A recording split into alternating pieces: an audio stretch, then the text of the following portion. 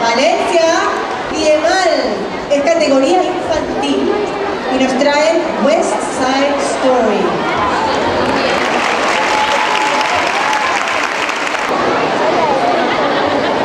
Qué distinto es esto de lo que habíamos creído.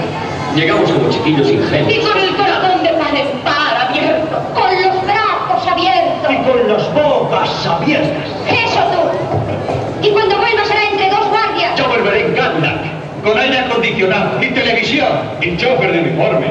Y teniendo todo eso, ¿para qué querríais volver a Puerto Rico? Incluso sin tenerlo, ¿para qué queréis volver a Puerto Rico? También estáis aquí. ¿También se está allí? Fijaos, no le han lavado la cabeza, le han lavado el cerebro. No suelta. Ha roto con Puerto Rico y ahora está loca por el tío Sam. Oh, no. Es verdad. Puerto Rico, my heart's devotion, let it sink back in the ocean.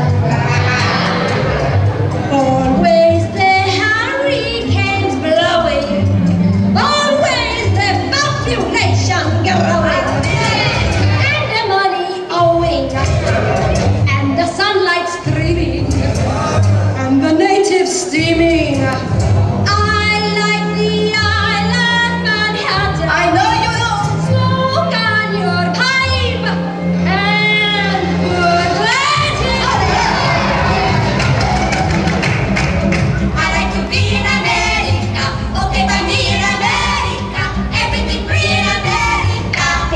In America. Buying on credit is so nice. One look at us and they charge twice. I have my own washing machine. What will you have though to keep clean? Skyscrapers bloom in America. Cadillacs zoom in America. Industry boom in America. 12 in a room in America. Lots of new housing with more space. Lots of doors slamming in our face. I'll get the terrace apartment. Better get rid of your accent. Life can be bright in America. If you can fight in America. Life is alright in America. If you're all white in America.